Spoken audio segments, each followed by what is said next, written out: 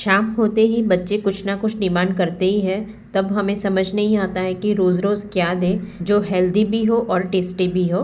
तो ये एकदम परफेक्ट रेसिपी है। वैसे देखकर आपको पता ही चल गया होगा कि ये पिज़्ज़ा है। तो एकदम हेल्दी पिज़्ज़ा बेस भी हमने घर पर बनाया है और सॉस और टॉपिंग भी बनाएंगे जो बहुत ज़्यादा टेस्टी लगता है। जय जिनेंद्र सभी को। तो चलिए आज की मज़ेदार रेसिपी शुरू करते हैं। तो एकदम हेल्दी पिज़्ज़ा बेस बनाने के लिए मैंने यहाँ आधा कप छिलके वाली मूंग दाल ली है, जिसे हमें 2 से 3 बार वॉश कर लेना है और आधे घंटे के लिए भिगोने के लिए रख देना है।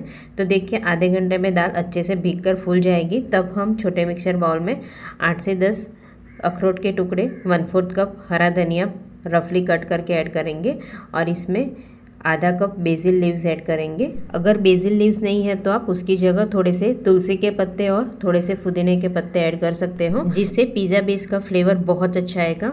अब जो हमने छिलके वाली मूंग दाल भिगाई थी वो ऐड करेंगे। तो अभी हमें बहुत ज़्यादा पानी ऐड नहीं करना है, सिर्फ इसमें हम 3 से 4 टेबलस्पून जितना पानी ऐड करेंगे और इसमें आधी टीस्पून नमक ऐड करके इसे हम फाइन ग्राइंड कर लेंगे। और ग्राइंड करने के बाद बैटर को हम एक बाउल में निकाल लेंगे।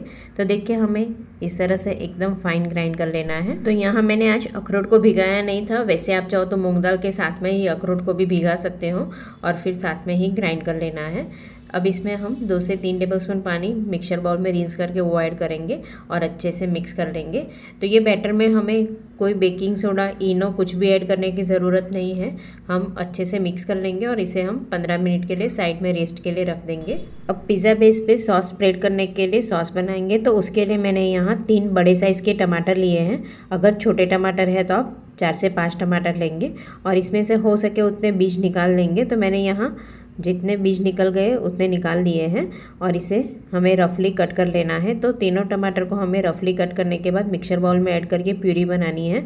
तो इतने टमाटर को मैंने 2 बैच में ग्राइंड कर लिया था और देखिए ये टमाटर की प्यूरी बनकर तैयार है। अब हम सॉस बनाएंगे। तो उसके लिए पैन में मैंने 1 टेबलस्पून ऑलिव ऑयल ऐड कर लिया है। अब ऑलिव ऑयल हल्का गर्म हो जाने के बाद आधी टीस्पून सौंठ पाउडर और 1/4 टीस्पून काली मिर्च पाउडर ऐड करेंगे। 1 टीस्पून चिली फ्लेक्स ऐड करेंगे और साथ में 1 टीस्पून ऑरेगानो ऐड करेंगे और ये सारे मसाले को हम स्लो फ्लेम पर हल्का सौते कर लेंगे और जो हमने टमाटर की प्यूरी बनाई थी वो ऐड कर लेंगे और अच्छे से मिक्स करेंगे। तो ये टमाटर की प्यूरी से हम एकदम टेस्टी सॉस बनाएंगे और साथ में आधी टीस्पून नमक ऐड करेंगे और टमाटर की प्यूरी को हमें इस तरह से बीच बीच में चम्मच से चलाते रहना है और ये हल्का गाढ़ा हो जाएगा तब तक हमें पकाना है। तो ये स्लो फ्लेम पर रख देंगे और तब तक हम टॉपिंग के लिए वेजिस को कट कर लेंगे। तो यहाँ मैंने टॉपिंग के लिए जुकीनी ली है, ग्रीन जुकीनी, येलो जुकीनी ली है और 3 कलर के कैप्सिकम लिए हैं। तो सारी सब्जी को हम इस तरह से हल्की पतली पतली और लंबी कट करेंगे। वैसे आप चाहो तो थोड़ी सी बारीक भी कट कर सकते हो पर इतनी ज़रूरत नहीं है और टॉपिंग में दिखने में भी बहुत अच्छा दिखेगा। तो मैंने यहाँ इस तरह से थोड़ी सी लंबी कट कर ली है। तो यहाँ जुकीनी कट कर ली है।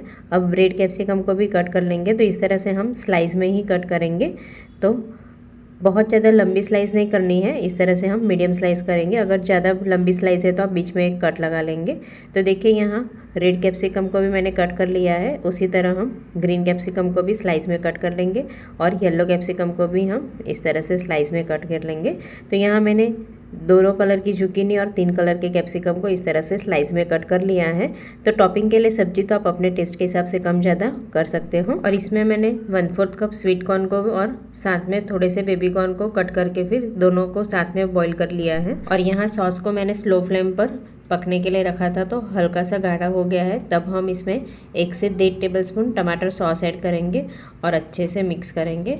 अब वापस इसे हमें 3 से 4 मिनट के लिए स्लो फ्लेम पर पकाना है। साथ में इसमें हम थोड़ा सा पिज़्ज़ा मसाला ऐड करेंगे। अगर आपके पास नहीं है तो आप स्किप भी कर सकते हो और अच्छे से मिक्स कर लेंगे। पर थोड़ा सा पिज़्ज़ा मसाला ऐड करने से टेस्ट बहुत अच्छा आएगा। तो देखिए यहाँ सब अच्छे से मिक्स कर लिया है और 3 से 4 मिनट में देखिए सॉस भी थोड़ा गाढ़ा हो गया है। तब हम इसमें जो सब्जियाँ हमने टॉपिंग के लिए कट करके रखी थी वो सब्जियाँ ऐड करेंगे। तो आप जितना टॉपिंग ऐड करना चाहो उस हिसाब से सब्जी ऐड करेंगे और साथ में स्वीट कॉर्न भी और बेबी कॉर्न भी ऐड करेंगे और अच्छे से मिक्स कर लेंगे। तो ये सब्जियों को हमें ज़्यादा पकाना नहीं है, हल्का क्रंची रखना है। पर इस तरह से सॉस के साथ में ही ऐड कर लेंगे तो सब्जियाँ हल्की सॉफ्ट हो जाएगी।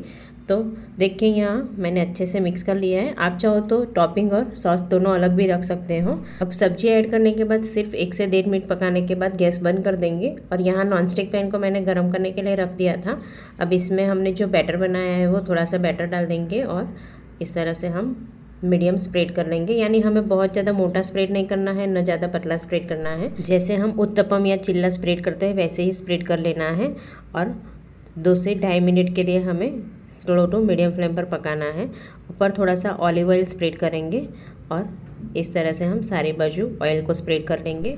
और 2 से 2.5 मिनट में देखिए ऊपर की साइड थोड़ा ड्राई हो जाएगा, तब हम साइड चेंज कर लेंगे। तो पहले हम किनारों से हल्का ऊपर कर लेंगे और फिर साइड चेंज कर लेंगे। और दूसरी साइड भी हमें 2 से 2.5 मिनट के लिए पका लेना है। तो गैस की फ्लेम स्लो टू मीडियम रखेंगे, जिससे ये बेस अच्छे से पक जाएगा और बिल्कुल सॉगी नहीं लगेगा।